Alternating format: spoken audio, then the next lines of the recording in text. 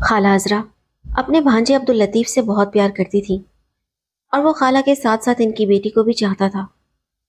ان دونوں کی چاہت کو بھانپ کر خالہ نے بیٹی کا رشتہ بھانجے سے کر دیا۔ اس رشتے پر عبداللطیف کے والدین اور خاندان والے بھی خوش تھے، کیونکہ عبداللطیف ایک اچھا لڑکا تھا۔ رشتہ طے ہو جانے کے بعد وہ اپنی خالہ کے گھر زیادہ جانے لگا، کیونکہ اس کو فائزہ پسند تھی اور وہ اسی کی خاطر جاتا تھا۔ فائزہ بھی روز اس کا انتظار کرتی۔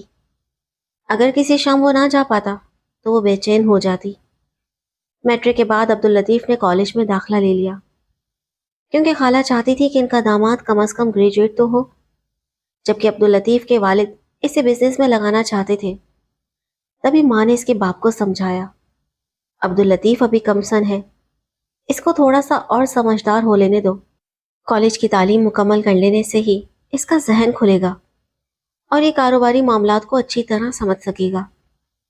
عبداللطیف کا معمول تھا کہ وہ کالج سے سیدھا خالہ کے گھر بھی چلا جاتا تھا، کیونکہ خالہ کا گھر اس کے کالج کے راستے میں پڑتا تھا۔ خالہ بھی گویا اس کا انتظار کرتی رہتی تھی۔ اس کے آتے ہی کھانا لگاتی، پھر سب کھانا کھاتے، کچھ دیر بیٹھ کر وہ گھر چلا جاتا۔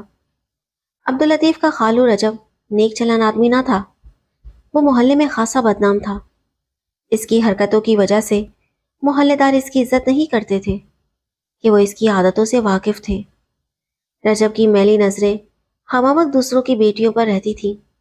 وہ ایک عیاش طبع انسان تھا، مگر خالہ چونکہ بہت نیک اور اچھی شخصیت کی مالک تھی، اسی سبب محلے دار رجب کو کچھ نہیں کہتے تھے۔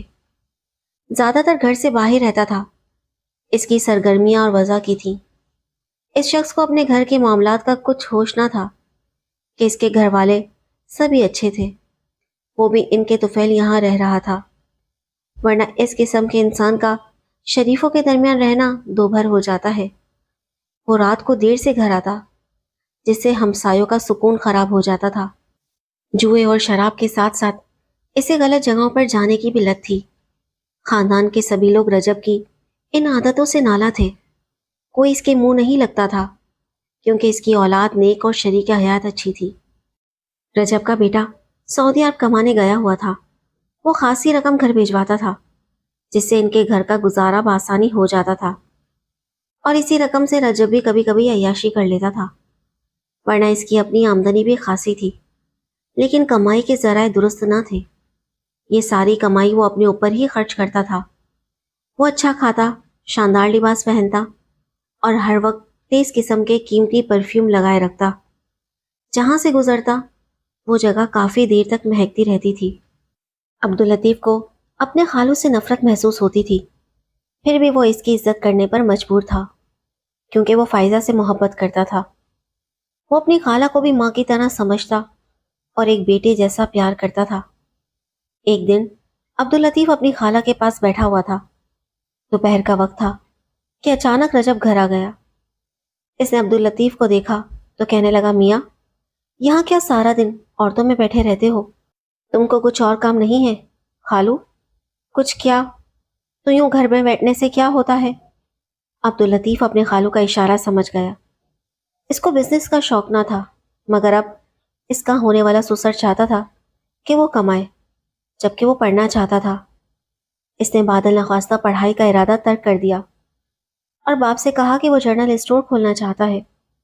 باپ نے سوچا کہ چلو یہ بھی ٹھیک ہے، اس عمر سے ہی کچھ کمانا تو سیکھ لے۔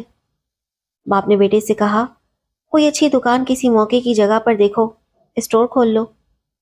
عبداللطیف نے کافی کوشش کے بعد خالہ کے گھر سے نزدیک ایک کشادہ دکان ڈھونڈ لی، جو کرائے کے لیے خالی تھی۔ اس نے دکان باپ کو دکھائی۔ سڑک ہونے کے باوجود وہاں کوئی دوسرا جرنل اسٹور نہ تھا۔ عبداللطیف کے والد نے کرایہ ادا کر کے 3 سال کے معاہدے پر دکان کرائے کے لیے لے لی اور بیٹے کو جرنل اسٹور کھلوا دیا۔ عبداللطیف نے جرنل اسٹور کو چلانے کے لیے دن رات ایک کر دیا۔ محنت پھل دیتی ہے۔ اس کا اسٹور بھی کچھ دنوں میں مشہور ہو گیا۔ بزنس اور منافع بڑھنے لگا۔ اس کے والد بہت خوش تھے، مگر وہ بیٹے سے اس کی کمائی کا ڈھیلا بھی نہ لیتے۔ وہ کہتے کہ تم اپنی آمدنی اپنے پاس رکھو، یہ روپیہ تمہاری شادی میں کام آئے گا۔ دکان چونکہ خالہ کے محلے میں تھی، لہٰذا اس کا بھی فائدہ تھا کہ جب سستانے کو جی چاہتا تو خالہ کے گھر چلا جاتا۔ وہ اپنی منگیتر سے کم خالہ سے زیادہ باتیں کیا کرتا۔ خالہ جانتی تھی کہ وہ اپنی منگیتر کے لیے اس گھر میں آتا ہے۔ وہ اس کے لیے دوپہر کا کھانا بنا کر رکھتی تھی۔ وہ کھانے کے بہانے 2 گھڑی فائزہ کا دیدار بھی کر جاتا تھا۔ اس طرح اس کی منگیتر دن بھر خوش رہتی تھی۔ رجب خالو کی عادتیں اگرچہ عبداللطیف کو ناپسند تھیں، تو خالو کو بھی اس کا اپنے گھر آنا جانا پسند نہ تھا۔ منہ سے کچھ کہتا نہ، لیکن جب بھی عبداللطیف کو اپنے گھر آتا دکھتا، بات بے بات بگڑنے لگتا تھا اور بلا وجہ شور ڈال دیتا تھا، جس کے باعث عبداللطیف کو بڑی سکی محسوس ہوتی تھی۔ وہ سر جھکائے خالہ کے گھر سے نکل جاتا۔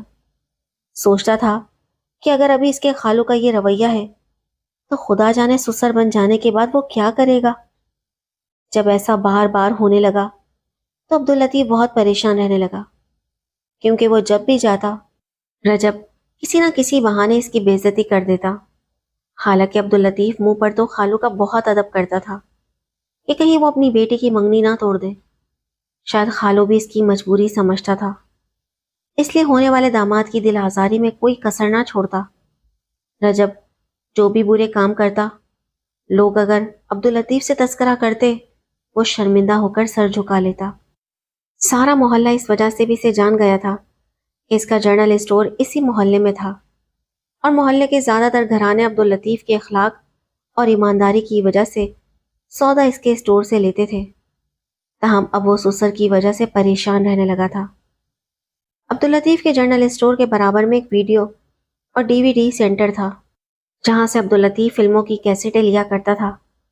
اس کاروبار کے آڑ میں کچھ نشہ آور اشیاء بھی خفیہ طور پر یہاں چند خاص قسم کے گاہکوں کو بیچی جاتی تھی۔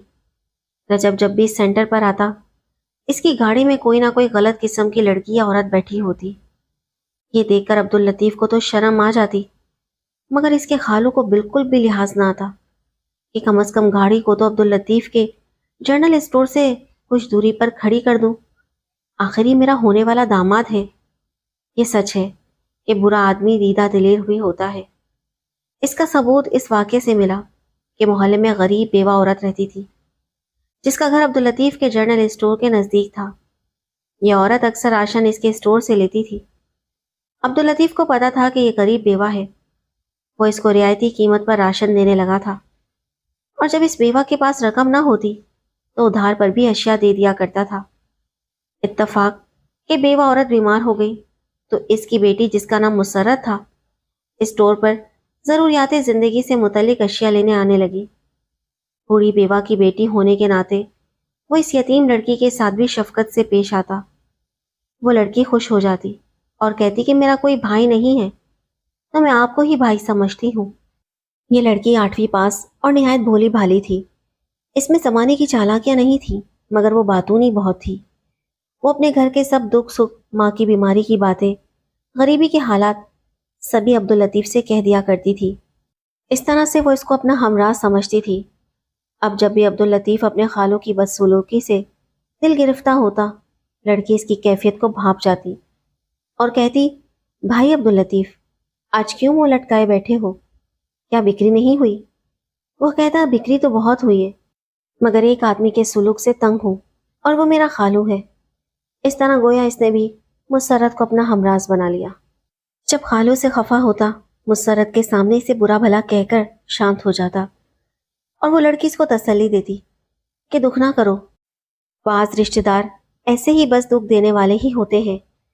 جب بھی کبھی عبداللطیف کو کسی برتن یا کسی شے کی ضرورت ہوتی، یا کوئی مہمان قسم کا دوست آ جاتا، تو وہ مسرت کے گھر سے چائے بنوا لیتا یا برتن منگوا لیتا۔ یہ لوگ پڑوسی ہونے کے ناطے اس کا خیال رکھتے تھے۔ مسرت دن میں ایک بار ضرور عبداللطیف کی دکان پر آنے لگی تھی۔ گھر والے سے روکتے تو وہ نہ مانتی اور کہتی کہ میں نے تو عبداللطیف کو بھائی بنایا ہوا ہے۔ عبداللطیف نے بھی کئی بار اسے سمجھایا کہ دیکھو، بھائی صرف اپنا سگا بھائی ہی ہوتا ہے۔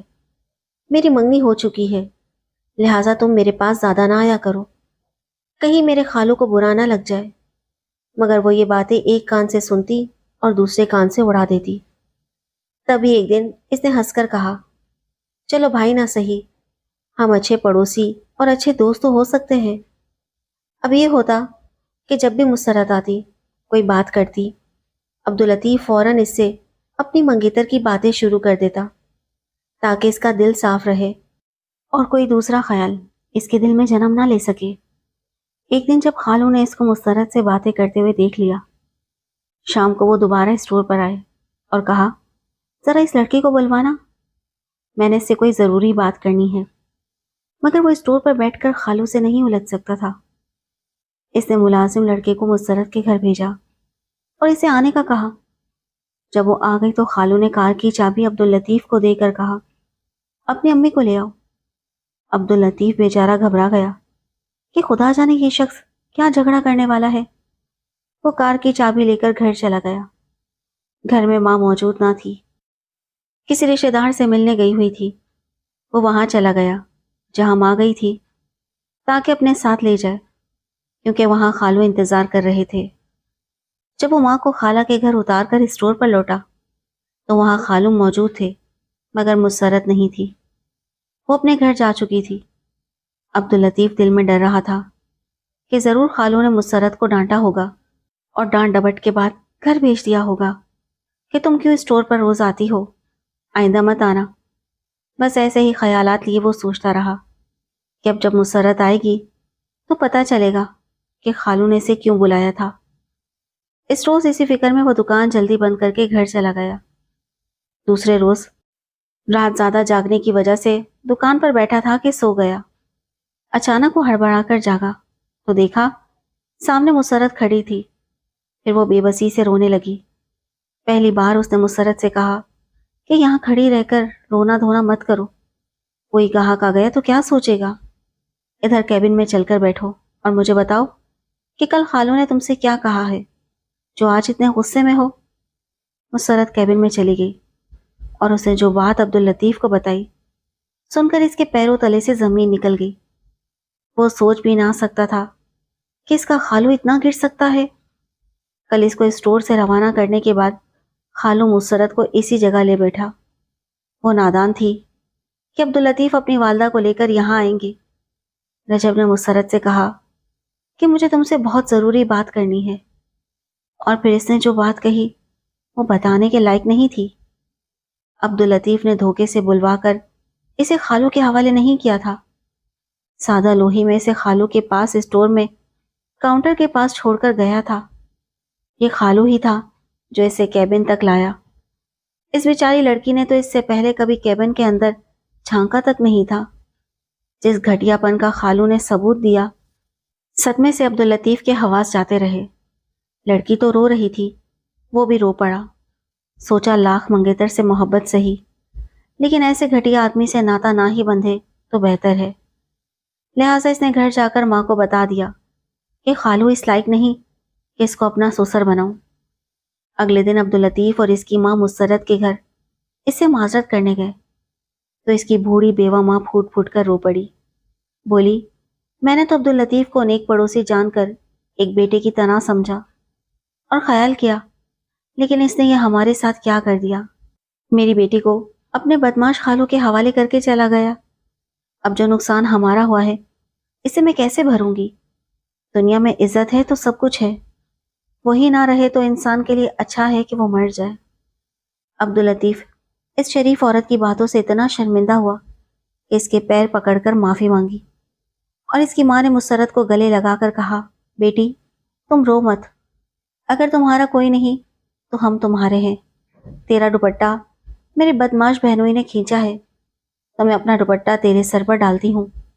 تمہارے ساتھ جو المیہ ہوا میرے نادان لڑکے کی غفلت سے ہوا ہے، اس لیے اب میں ہی تمہارا نقصان بھروں گی۔